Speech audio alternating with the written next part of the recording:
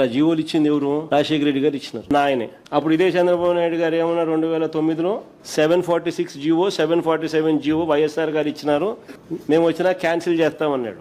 ఇది హిస్టరీ. రాజశేఖర రెడ్డి గారు ఉన్నప్పుడు అధ్యక్ష ఇది 7 కొండలు కాదు 2 కొండలని ఉత్తర్వులు ఇచ్చాడు. ఆ ఉత్తర్వు కూడా 338 జీవో ఇచ్చాడు. ఆ జీవో ఇచ్చినప్పుడు మేమందరం కూడా గట్టిగా ఫైట్ చేశాం, అసెంబ్లీలో ఫైట్ చేశాం. కడాన్ని నేను మొక్కున్నాను, మళ్ళీ ఇది సాధించి మీ మొక్కు తీర్చుకుంటాను, నడిచి వస్తానని చెప్పి వెంకటేశ్వర స్వామి మొక్కుని ఫైట్ చేస్తే 2 సంవత్సరాల దిశ 16/2/2005 జీవో ఇష్యూ చేసింది. 7 కొండలవాడ వెంకటరమణ గోవిందా గోవిందా. ఇది స్లోగన్. 7 కొండలు ఆయన విన్నది మనందరి యొక్క మనోగతమే కాదు, అందరం కూడా అదే స్లోగన్ కింద వెళ్ళాం. అలాంటిది 2 కొండలు అని చెప్పి ఇచ్చి 2 ఏళ్లు దేశం అంతా ఆందోళన జరిగితే మళ్ళా రివైజ్ చేసి ఇచ్చారు. ఇప్పుడు ఆ పార్టీ మాట్లాడుతున్నారు, వాళ్ళు రివైజ్ చేసి దివ్యక్షేత్రం చేస్తే నేను అపోజ్ చేశానంట. కలలో కూడా చేయలేను అధ్యక్ష, ఇమాజిన్ చేయలేను. ఆ విషయం గుర్తుపెట్టుకోవాలి. నేను ఇదే అసెంబ్లీలో చెప్పా. మీరు అనుకుంటున్నారు వెంకటేశ్వర స్వామి శక్తి లేదని. ఎవరైనా ఆయనకు అపచారం తలపెడితే నెక్స్ట్ జన్మ కాదు, ఈ జన్మలోనే మీరు పనిష్మెంట్ తీసుకుంటారనేది నా ప్రగాఢ విశ్వాసం. అది జరుగుతుందని చెప్పి కూడా నేను మీకు తెలియజేస్తాను.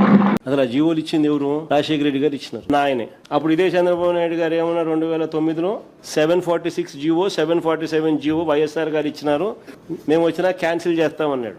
ఇది హిస్టరీ. రాజశేఖర రెడ్డి గారు ఉన్నప్పుడు అధ్యక్ష ఇది 7 కొండలు కాదు 2 కొండలని ఉత్తర్వులు ఇచ్చాడు. ఆ ఉత్తర్వు కూడా 338 జీవో ఇచ్చాడు. ఆ జీవో ఇచ్చినప్పుడు మేమందరం కూడా గట్టిగా ఫైట్ చేశాం, అసెంబ్లీలో ఫైట్ చేశాం. కడాన్ని నేను మొక్కున్నాను, మళ్ళీ ఇది సాధించి మీ మొక్కు తీర్చుకుంటాను, నడిచి వస్తానని చెప్పి వెంకటేశ్వర స్వామి మొక్కుని ఫైట్ చేస్తే 2 సంవత్సరాల దిశ 16/2/2005 జీవో ఇష్యూ చేసింది. 7 కొండలవాడ వెంకటరమణ గోవిందా గోవిందా. ఇది స్లోగన్.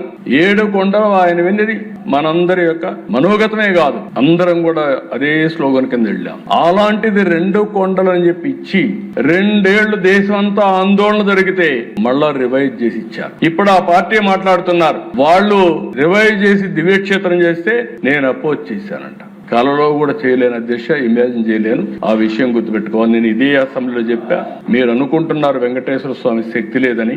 ఎవరైనా ఆయనకు అపచారం తలపెడితే నెక్స్ట్ జన్మ కాదు, ఈ జన్మలోనే మీరు పనిష్మెంట్ తీసుకుంటారనేది నా ప్రగాఢ విశ్వాసం. అది జరుగుతుందని చెప్పి కూడా నేను మీకు తెలియజేస్తాను. షేర్ చేయండి, లైక్ చేయండి, సబ్స్క్రైబ్ చేయండి. మరిన్ని వీడియోల కోసం బెల్ సింబల్ పై క్లిక్ చేయండి.